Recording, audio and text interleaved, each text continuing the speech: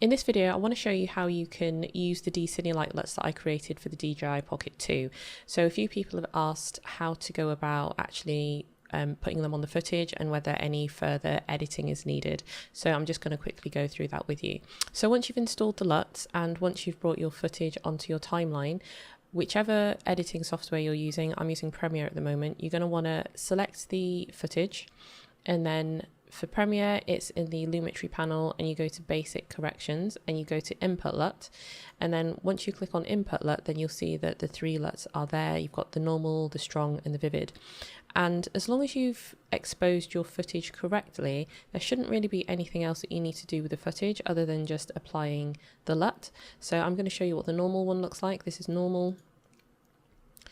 And you can see I could pretty much just use that footage as it is. I don't need to do anything else to it.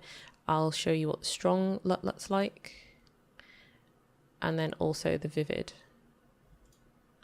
So the vivid one I wouldn't typically use for people. So if there's people in your shot, I wouldn't typically use it for that because it does really make the footage vivid. So it's more so for things like landscapes and urban areas and that kind of thing. So if you mainly got someone in the footage, then I'd definitely go for the normal or the strong LUT. So I'm going to go with strong because I think that looks quite good. So if you felt like you wanted to add a bit more saturation or a bit more vibrance to the footage, you could totally do that. You don't have to just put the LUT on and leave it, but they are designed so that once you put the LUT on, that's it. You literally don't have to do anything else as long as you've correctly exposed the footage. So I'm just going to go to the Creative tab and I'm going to go to Vibrance, and I'm just going to pull the vibrance up so you can see you can go really crazy, or you can even pull it back down if you want to so that it's not as vibrant as it was. But you can do further tweaks and it's not going to make the footage degrade the quality of the footage.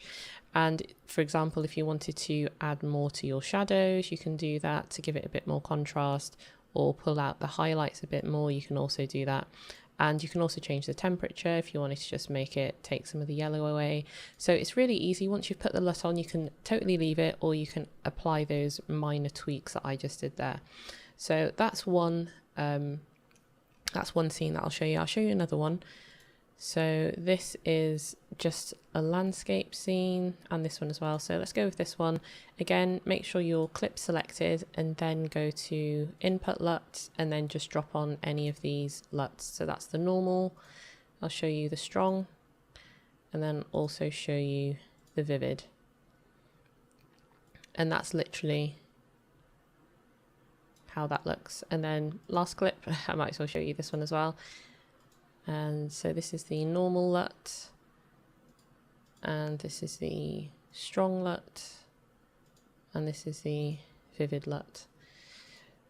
So I'm going to put that one to strong, and this particular clip was shot at sunset, so the footage looks a little bit on the warm side, which is completely fine.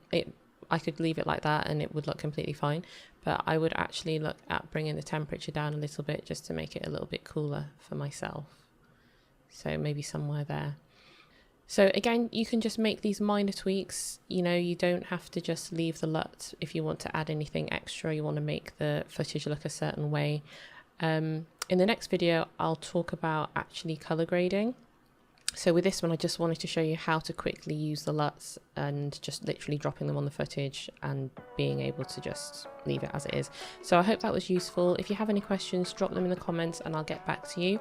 But if you haven't used the LUTs and you haven't downloaded the LUTs yet, there's a link in the description to those as well. So yeah, hope that was useful. Do give the video a like and catch you guys next time.